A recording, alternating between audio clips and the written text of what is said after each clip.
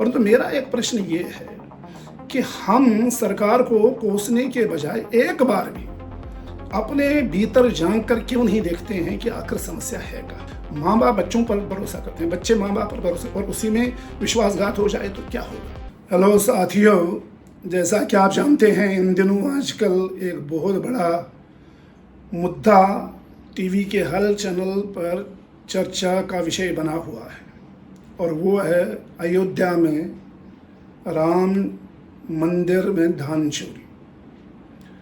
अब प्रश्न ये उठता है कि ये चर्चा इतना महत्वपूर्ण क्यों बन गया है कि हर चैनल पर डेली इस पर 1-2 घंटे दिए जाते हैं। इसमें कोई शक नहीं है कि ये एक बहुत बड़ा मुद्दा है, क्योंकि 500 साल की तपस्या के बाद मंदिर का निर्माण हुआ है, रामलला विराजे हैं, भक्तों के करोड़ों में भक्तों की संख्या वहाँ जाती है, आई है अभी तक और जाती रहती है, और वो सोना चांदी पैसे जो कुछ भी किसी भक्त के पास होता है वो चढ़ावे के रूप में चढ़ाता है। और फिर एक दिन पता चल जाता है कि वहाँ के लोग जिनकी जिम्मेदारी थी इस चढ़ावे की देखभाल करना, गिनना, उसको संभाल के रखना, वही लोग इसकी चोरी करते हैं। कभी कभी आश्चर्य होता है कि भगवान के घर में बैठे भी ये लोग, भगवान के चरणों में बैठे भी ये लोग भगवान को ही ठगते हैं।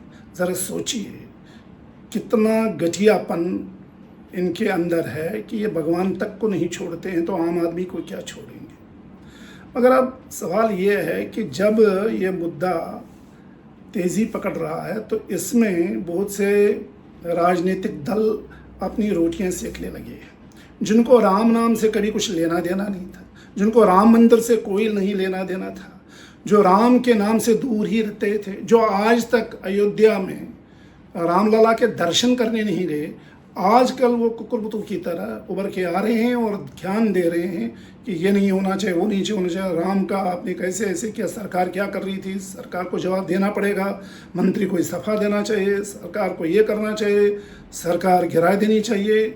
और चूँकि ये दान जो दिया गया भक्तों के द्वारा ये एक किस्म से भ्रष्टाचार है, ऐसा नहीं होना चाहिए था। पहली बात तो मैं क्लियर करूँ कि ऐसा कभी नहीं होना चाहिए था, ये बड़े शर्म की बात है। और ये भी फैक्ट है कि सरकार की इसमें जिम्मेदारी बनती है, सरकार को जवाबदेह बनना होगा, क्योंकि सिर्फ दान चोरी का सवाल नहीं है। अभी हाल ही के दिनों में आपने देखा होगा नीट के पेपर भी लीक हो गया, और लोग यही कहते हैं कि सरकार क्या कर रही थी, मंत्री का इस्तीफा दिया जा रहा है, प्रदर्शन किए जा रहे हैं और मंत्री का इस्तीफा लिया जा रहा है, हर जगह जगह पर प्रदर्शन हो रहे हैं कि भविष्य आप बच्चों का ख़राब नहीं कर सकते, उनके साथ आप खिलवाड़ नहीं कर सकते हैं। ये सही है, निश्चित रूप से सरकार की जिम्मेदारी है, सरकार जवाबदेह है, सरकार को जवाब देना पड़ेगा और देना ही चाहिए। परंतु मेरा एक प्रश्न ये है कि हम सरकार को कोसने के बजाय एक बार भी अपने भीतर झांक कर क्यों नहीं देखते हैं कि आखिर समस्या है क्या। ज़रा मुझे बताइए, जब आप राम मंदिर में कुछ बंदों को एक पवित्र कार्य के लिए बिठाते हैं कि वो पैसे भक्तों के द्वारा चढ़ाया गया दान, उसकी गिनती करेंगे, संभाल के रखेंगे, सही तरह रखेंगे, और वही लोग इसकी चोरी करेंगे, तो सरकार इसमें क्या करेगा, मुख्यमंत्री क्या करेगा, या कोई वित्त मंत्री इसमें क्या करेगा, प्रधानमंत्री इसमें क्या करेगा। किसी न किसी को वहाँ बिठाना पड़ेगा ना, जो उसकी देखभाल करेगा। कोई मशीन तो आएगी नहीं। और अगर वही लोग भ्रष्ट हो जाएंगे, वही लोग इतना बड़ा अपराध अंजाम देंगे, तो इसमें सरकार क्या करेगी। किसी न किसी को तो हमें रखना ही होगा। चलो छोड़ो इनको, इस जमात को हटा दें, दूसरी आएगी, उसका क्या भरोसा है। तो कहीं ना कहीं हम अपने अंदर झांक कर देखें तो पता लगाएं कि आखिर ऐसा क्यों हो रहा है, क्या वजह है कि हम पैसों के लिए, चंद टुकड़ों के लिए इस हद तक नीचे गिर जाते हैं। और इसी तरह से अगर आप पेपर लीक के बारे में देखेंगे, जो पेपर लीक हुआ, क्या उनसे पूछा गया आपने लीक क्यों करवाया। हम फिर सिस्टम पर आ जाते हैं। सिस्टम है कौन? सिस्टम तो हम ही हैं। हम लोग वहाँ बैठे हैं, समाज के लोग वहाँ बैठे हैं, वही ये काम करते हैं। जो माँ बाप बच्चों को 10-10, 20-20 लाख देकर उनसे पेपर लीक करवाते हैं और उनको बोलते हैं आप लाओ कहीं से भी पेपर और ये एग्ज़ाम क्वालिफाई कर दो, और उसके लिए वो 20-25 लाख का अरेंज करते हैं, तो वो माँ बाप उतने ही अपराधी हैं। क्या उन पर कार्रवाई नहीं होनी चाहिए? किसने ऐसा कराया? जिन कोचिंग इंस्टीट्यूट्स के द्वारा ऐसा कराया जाता है ताकि पेपर लीक हो जाए, तो वो उन पर एक्शन क्यों नहीं होता, उसके बारे में क्यों नहीं बात करते। हम हमेशा सिर्फ इसी बात पर अटके रहे, किसी भी तरीके से सरकार गिर जाए, मंत्री इस्तीफा दे और सरकार को कटघरे में खड़ा हो जाए और हमारे सीने में शांति आ जाए, तब जाके, और हमारे दिल को ठंडक पड़ जाए, तब जाके हम कहते हैं कि हमारा आंदोलन सफल हुआ। जबकि मूल मुद्दा यही है कि ऐसा होता ही क्यों है। क्या ये नहीं है कि अगर हम शादी ब्याह करते हैं, चाहे वो लड़के का या लड़की का, हम हमेशा मंशा माता पिता की यही होती है कि वो सही घर में जाए, लड़का सही हो, बहू सही हो, हर तरह से सुख हो, कोई दुखी ना हो, हर चीज़ में उनको समृद्धि हो जाए। कौन माँ बाप ये चाहता है कि उनके साथ कोई दुर्घटना हो। मगर आजकल होते हैं, लड़की पति को मारती है और पति कभी कभी पत्नी को मारते हैं। तो क्या उन्होंने ये सोचा था कि शादी से पहले कि ऐसा होगा?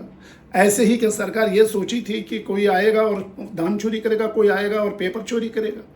ये हम ही लोग हैं जो इसके लिए जिम्मेदार है। और जब तक हम अपने अंदर झांकेंगे नहीं, ये जानने का प्रयास नहीं करेंगे कि हमारे साथ ऐसा क्यों होता, हमारा समाज ऐसा क्यों होता जा रहा है, तब तक आपको कभी जवाब नहीं मिलेगी। ये चोरियां होती रहेंगी, कोई और पार्टी आएगी वो भी करेगी, कोई और सरकार आएगी वो भी करेगा। क्या पिछले 40, 50, 60 साल में कभी पेपर लीक नहीं हुआ? हुआ, बहुत सारे हुए। तो क्या चोरी नहीं हुई? साबरमती में, उधर साउथ में, केरला में, वहाँ गोल्ड चोरी हो गया। उसी तरह से तिरुपति बालाजी में खबरें आती रहती हैं, हर जगह ये चोरी होती रहती है। तो ये तो कभी बदलेगा नहीं जब तक ना हम अपने अंदर संस्कार ऐसे डालें जिसमें कि हम ये मान लें कि ये चीज़ जो है ईमानदारी से होनी चाहिए, जिसके लिए हम अपने कैरेक्टर को इस हद तक गिरा देते हैं कुछ पैसों के लिए कि हम चोरी तक करने लगते हैं। मेरा एक और मुद्दा है, जैसे हम कहीं पर भी जाएं तो हम किस पर भरोसा करें। एक पति पत्नी पर भरोसा करता है और एक पत्नी पति पर भरोसा करता है। अब यही दो आपस में किसी को मार काट डालेंगे तो आप बताइए किसके पास। माँ बाप बच्चों पर भरोसा करते हैं, बच्चे माँ बाप पर भरोसा, और उसी में विश्वासघात हो जाए तो क्या होगा। इसी तरह से सरकार को कोई ना कोई रखना पड़ेगा वहाँ, सरकार को कोई ना कोई सिस्टम क्रिएट करना पड़ेगा, और उस सिस्टम में हम ही लोग जाएंगे। अब अगर हम ही भ्रष्ट होते हैं तो क्या करोगे।